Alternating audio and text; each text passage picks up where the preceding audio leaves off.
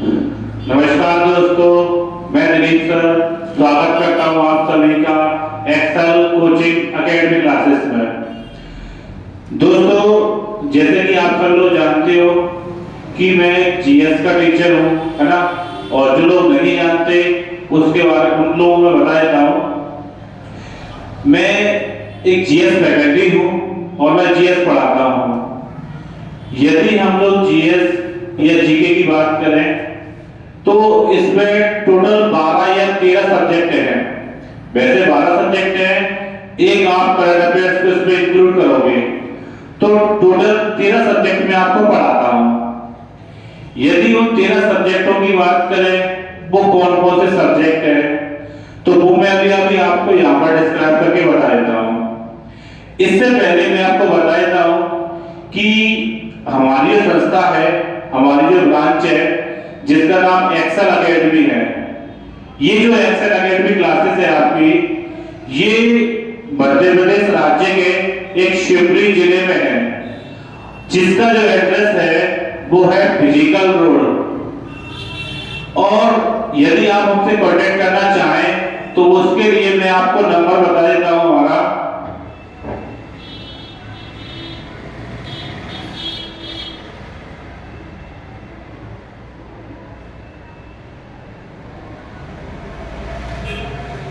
Nine 630235223।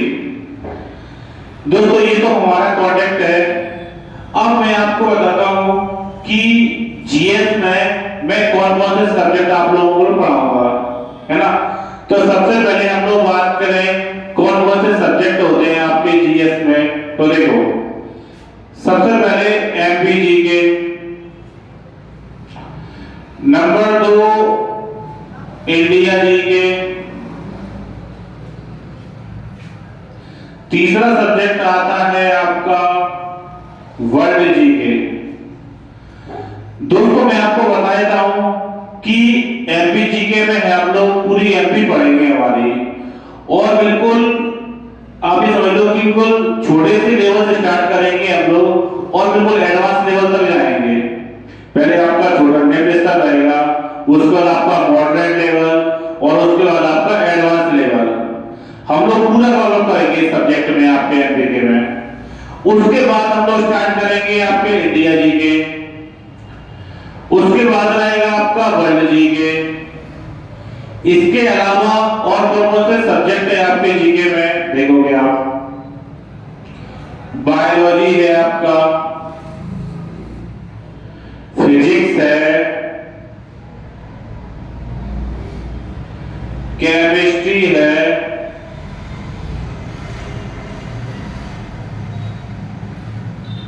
History, polity, जिसको हम लोग कॉन्स्टिट्यूशन भी कहते हैं और इसी को पॉलिटी बोलते हैं, कंप्यूटर। देखो कितने हो आपके, 1 2 3 4 5 6 7 8 और 9। इसके अलावा हिंदी, इसके अलावा इकोनॉमिक्स,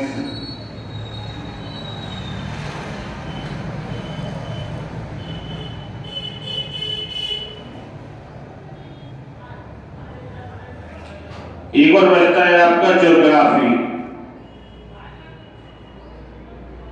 और जो लास्ट बचता है आपका 13वां, वो है आपका करंट अफेयर्स।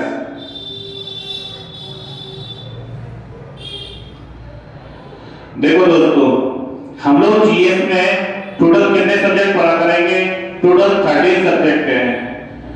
और दूसरी बात मैं आपसे बात करूं दोस्तों, आप जैसे जीएस के ये टोटल 13 सब्जेक्ट पढ़ लो, उसके बाद आपको एग्जाम देके जाना है ना, आपको 100% रिजल्ट सामने आएगा। इन सब्जेक्टों की हम बात करें, ये आपके जो 12 सब्जेक्ट हैं ये एक स्टैटिक जीके के अंतर्गत आते हैं। और जो 13वां सब्जेक्ट है आपका वो करंट अफेयर्स है। ये हमेशा अपडेट होता रहता है, प्रेजेंट में देश विदेशों में क्या चल रहा है, क्या नहीं चल रहा है ना। तो सारी चीजों से अपडेट हम लोग करंट अफेयर्स में ला करेंगे आपके, ठीक है। और करंट अफेयर्स की भी अगर मैं बात करूं आपसे तो 2 दिन क्लासेस आपकी करंट अफेयर्स की चला करेंगे, एक वेडनेसडे और एक आपका सैटरडे, है ना। और ये जो आपके स्टैटिक हैं ये आपके कंटिन्यू क्लास चला करेंगे। इसके लिए सबसे पहले मैं आपको बायोलॉजी सब्जेक्ट स्टार्ट कर रहा हूं आप लोगों के लिए। बायोलॉजी सब्जेक्ट की यदि हम बात करें तो आपको बकायदा क्लासेस में सारे नोट्स दिए जाएंगे, है ना, और बकायदा आपको यही की यही याद कराया जाएगा। और मैं आपसे गारंटी लिख के दे दूंगा कि आप जो चीज यहां पढ़ोगे आपको क्लास में ही वो चीज याद हो जाया करेगी। इसकी जवाबदारी मेरी है ना। यदि हम लोग बायोलॉजी की बात करें, है ना, देखो बायोलॉजी सब्जेक्ट थोड़ा सा एक डिफिकल्ट सब्जेक्ट है, लेकिन हम इसको फनी तरीके से भी मैं आपको हर चीज एक्सप्लेन कराऊंगा यहाँ, और हर चीज आपको यहाँ पर याद होगी, है ना। तो मैं थोड़ा सा डेमो देता हूँ आप लोगों के लिए। तो देखो सबसे पहले मैं बायोलॉजी सब्जेक्ट स्टार्ट कर रहा हूँ आप लोगों के लिए, देखोगे आप।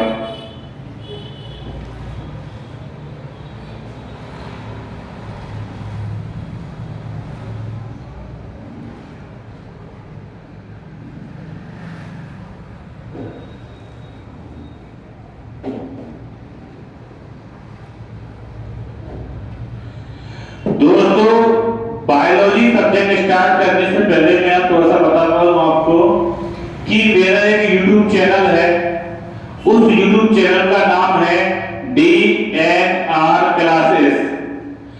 आप मेरे YouTube चैनल पर जाकर विजिट कर सकते हैं और मेरी डेमो वीडियो देख सकते हैं। YouTube पे कौन सा चैनल है मेरा, DNR क्लासेस, ये मेरा YouTube चैनल है ना। और जो भी वीडियो डाला करेंगी आपके इसी YouTube चैनल पर डाला करेंगी। इसके अलावा आप डायरेक्ट क्लास भी आ सकते हैं कोचिंग लेने के लिए, ठीक है। तो हम लोग बायोलॉजी स्टार्ट करते हैं, और बायोलॉजी के लिए लोग बात करें, देखो यदि हम लोग बायोलॉजी की बात करते हैं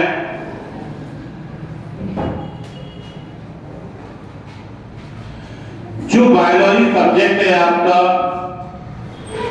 ये जब आप इसको पढ़ोगे बायोलॉजी को तो थोड़े से टर्म्स इसमें डिफिकल्ट आएंगे, उसमें आपको घबराना नहीं है। आपको ये नहीं सोचना कि टर्म्स डिफिकल्ट है तो कैसे याद होंगे वो, है ना, तो उसकी टेंशन नहीं लेना है आपको, वो मुझ पे छोड़ दो। अब यदि हम लोग बात करें आपके बायोलॉजी की, है ना, तो सबसे पहले मैं आपको बताता हूं कि बायोलॉजी को हम लोग हिंदी में जीव विज्ञान बोलते हैं।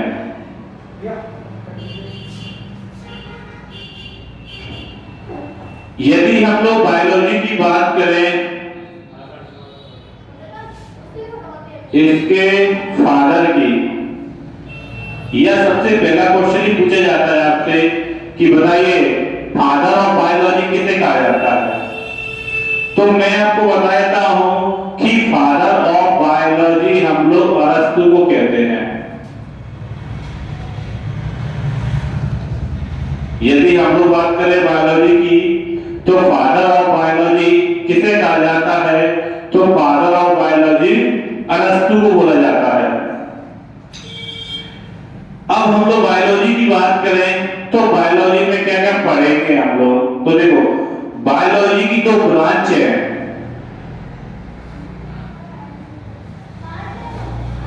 बायोलॉजी की 2 ब्रांच होती हैं, एक है आपकी जूलॉजी और एक है आपकी बॉटनी।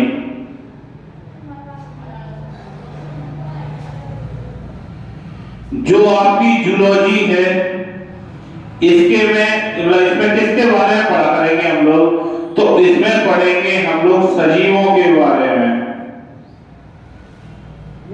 या फिर हम लोग बात करें लिविंग। जो बॉटनी है इसको हम लोग वनस्पति बोलते हैं,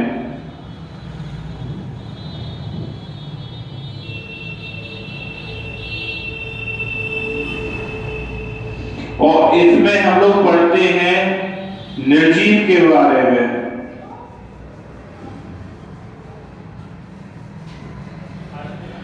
कहने का मतलब पेड़ पौधे वगैरह के बारे में हम लोग किसमें पढ़ेंगे, आपके बॉटनी में पढ़ेंगे, है ना। अब यदि हम लोग बात करें जो जूलॉजी है ना, जूलॉजी का जनक किसे कहा गया है, बॉटनी का जनक किसे कहा गया है। तो आप सब लोग जानते हो कि जूलॉजी का जनक भी अरस्तु को ही बोला गया है। और यदि मैं बॉटनी की बात करूं तो बॉटनी का जनक किसे कहा गया है, तो बॉटनी का जनक बोला गया है थियोफ्रेस्टस। देखो दोस्तों, जो आपकी जूलॉजी है, जूलॉजी का जनक किसे बोला गया है, अरस्तु को। बॉटनी की बात करें किसको बोला गया है, थियोफ्रेस्टस को बोला गया है। क्यों बोला गया है, यदि हम लोग जूलॉजी का जनक अरस्तु को बोल रहे हैं तो क्यों बोल रहे हैं, ऐसा इन्होंने क्या काम किया कि जिसके कारण इनको जनक बोला गया है। तो मैं आपको बता देता हूं कि आपके जो अरस्तु महोदय हैं, इन्होंने एक पुस्तक लिखी है, उस पुस्तक का नाम है द हिस्टोरिया ऑफ एनिमेलिया। इस पुस्तक में 500 से अधिक जीव जंतुओं के साइंटिफिक नेम दिए गए हैं। इसलिए वो क्या कहा गया है, इसलिए अरस्तु को जूलॉजी का जनक कहा गया है। यदि मैं आपसे बोलूं बॉटनी का जनक किसे कहा गया है, तो थियोफ्रेस्टस को कहा गया है। थियोफ्रेस्टस को बॉटनी का जनक क्यों कहा गया है, क्योंकि इन्होंने एक पुस्तक लिखी है, उस पुस्तक का नाम है the Historia of plantarum. The Historia of plantarum. इस पुस्तक की अगर बात करें तो इसमें 500 से अधिक पेड़ पौधों के साइंटिफिक नेम दिए हैं। इसलिए थियोफ्रेस्टस को क्या कहा जाता है, बॉटनी का जनक कहा जाता है। ठीक है दोस्तों।